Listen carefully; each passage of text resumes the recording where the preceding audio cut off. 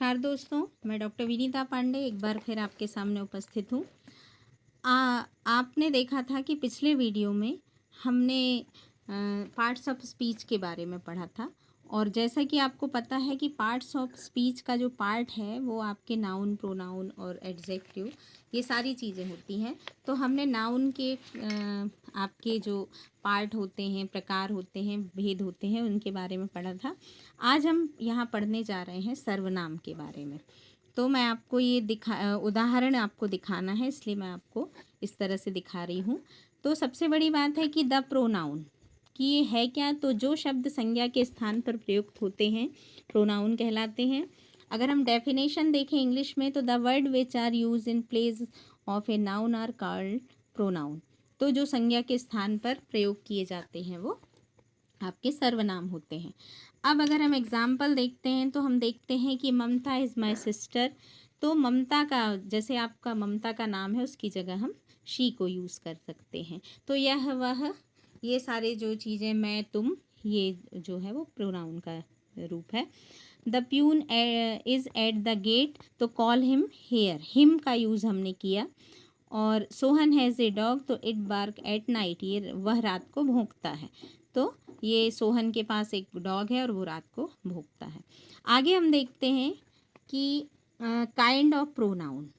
तो सर्वनाम के जो भेद होते हैं वो वास्तव में 5 प्रकार के होते हैं और उसमें ये मैं आपको बता रही हूँ। फर्स्ट है आपका पर्सनल। तो पर्सनल प्रोनाउन जो होता है वो आपका होता है व्यक्तिवाचक सर्वनाम। व्यक्तिवाचक सर्वनाम जो होता है ये किसी व्यक्ति या वस्तु के लिए यूज़ किया जाता है और ये 3 प्रकार का होता है।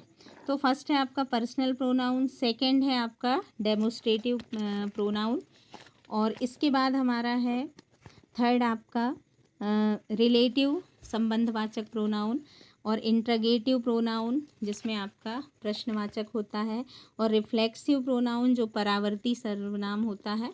तो इस तरह से हम अगर देखें तो 5 प्रकार सर्वनाम के होते हैं। अब आइए हम देखते हैं कि पर्सनल प्रोनाउन जो होता है वो क्या है। तो ये है कि ये सर्वनाम किसी व्यक्ति या वस्तु के लिए प्रयुक्त होते हैं और ये 3 प्रकार के होते हैं। जैसे फर्स्ट पर्सन में उत्तम पुरुष, सेकंड में आपका मध्यम और थर्ड में आपका अन्य पुरुष। यहाँ हम देखते हैं कि फर्स्ट पर्सन कौन है, बात करने वाले या वक्ता को हम फर्स्ट पर्सन कहते हैं। जैसे मैं या आप या कोई भी बात कर रहा है तो हम वहाँ आई और वी का यूज़ करते हैं। इसके बाद हम देखते हैं सेकंड में, तो जिससे बात की जाती है वो सेकंड पर्सन होता है। तो यू और थ्रू, इस तरह की जो चीज़ें होती हैं वो होता है। फिर थर्ड पर्सन जो है आपका जिसके विषय में बात की जाती है, जैसे ही, शी, इट, दे, इस तरह के वर्ड जो हैं वो यूज़ किए जाते हैं। तो आपका ये हो गया पर्सनल प्रोनाउन। अब हम देखते हैं कि पर्सनल प्रोनाउन की जो टेबल है वो कैसी है। तो यहाँ पर आपका पर्सन में आपका फर्स्ट, यहाँ ये देखिए आप, पर्सन में आपका फर्स्ट, सेकंड और थर्ड तीनों आपके वो दिए हुए हैं पार्ट। फिर नंबर में अगर हम देखें तो फर्स्ट में जब हम बात करते हैं तो सिंगुलर प्लूरल का यूज़ करते हैं, सेकंड में भी हम सिंगुलर प्लूरल दोनों यूज़ करते हैं और थर्ड में भी सिंगुलर प्लूरल दोनों यूज़ करते हैं। यहाँ नॉमिनेटिव और सब्जेक्टिव दोनों करते हैं, तो यहाँ हम नाम भी ले सकते हैं और सब्जेक्टिव में कोई भी हो सकता है, तो आई और वी। फिर है आपका थ्रू और यू। इसके बाद यहाँ थर्ड में आपका हम देखते हैं तो यहाँ पर आपका ही और she, he, she, it, they. Next है ऑब्जेक्टिव फॉर्म में जब हम जाते हैं तो हम यहाँ पर देखते हैं कि मी और अस का यूज़ होता है, यहाँ पर दी और यू का यूज़ होता है और यहाँ थर्ड जो होता है उसमें आपका हिम, हर, इट, देम का यूज़ होता है। नेक्स्ट हम देखते हैं पॉसिव फॉर्म में, तो यहाँ हमारा होता है माय, माइन, अवर और अवर्स। नेक्स्ट सेकंड पार्ट में होता है आपका थाई, थाइन, योर और यूज़ और थर्ड में होता है हिज, हर, इट्स और देयर। तो ये चीज़ें। फिर अगर हम देखें तो जेंडर पे अगर हम आए तो इन सब में दोनों फॉर्म में तो आपका कॉमन जेंडर होते हैं, आप मेल फीमेल कुछ भी ले सकते हैं और थर्ड में मैस्कुलाइन फेमिनाइल जो हैं वो दोनों हो सकते हैं। ठीक है, तो ये चीज़ें आपको फर्स्ट सर्वनाम के बारे में पढ़ना है। इसके बाद हम आते हैं सेकंड पर, जो है हमारा डोमेस्ट्रेटिव।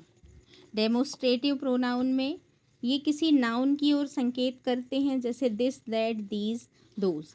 तो this is my book, that मतलब इनका यूज़ हम कर सकते हैं। फिर इसके बाद है, अच्छा, दिस और दीज का हम पास के लिए यूज़ करते हैं और दैट और दोज का दूर के लिए यूज़ करते हैं। दिस और दैट का यूज़ हम सिंगुलर के लिए करते हैं और दीज और दोज प्लूरल है। मेन बेसिक चीज़ें यही याद रखनी है। फिर है आपका रिलेटिव प्रोनाउन, तो वह प्रोनाउन जो वाक्यांशों को जोड़ने का कार्य करते हैं, जैसे who, whom, whose, which, that, as. तो ये सारी चीज़ें जो हैं वो रिलेटिव हैं, जिससे संबंध बनता है। जैसे he is the boy who stole my watch, तो वह जो लड़का है उसने मेरी घड़ी वो किया, वो मुझे बहुत देर से वॉच कर रहा है, इस तरह से हम यूज़ कर सकते हैं। फिर आपका इंट्रोगेटिव प्रोनाउन है, जो प्रश्न पूछने का कार्य करते हैं, तो वो इंट्रोगेटिव होते हैं। जैसे हु, वूम, विच और वाट। ये शब्द वाक्य के प्रारंभ में, जैसे who are you, what is this, what do you read, इस तरह के क्वेश्चन होते हैं। अब आता है आपका रिफ्लेक्सिव प्रोनाउन, तो ये पर्सनल प्रोनाउन में सेल्फ या सेल्फ लगाने से बनता है, जैसे my self, your self, him self और अवर सेल्फ। तो जब भी आपको लगे कि कहीं सेल्फ लगा है तो समझ जाइए कि वो रिफ्लेक्सिव प्रोनाउन है। तो ये इस तरह का कुछ है, I do this work my self, you your self will go. तो ये आपको कुछ एग्जाम्पल दिए हुए आप पढ़ सकते हैं। और बाद में कुछ सारी एक्सरसाइजेज होती हैं जो हमें करनी होती हैं, तो उसमें आप प्रोनाउन को छांट सकते हैं और उनके भेद भी बता सकते हैं। तो ये पार्ट्स ऑफ स्पीच का सेकंड पार्ट प्रोनाउन और काइंड ऑफ प्रोनाउन था। आशा है कि आप सभी को ये अच्छे से समझ में आ गया होगा, और आप पेडागोजी ऑफ इंग्लिश और प्रोफिशिएंसी ऑफ इंग्लिश में जो आपका ग्रामेटिकल पार्ट होता है उसमें ये ज़रूर पूछा जाता है। धन्यवाद।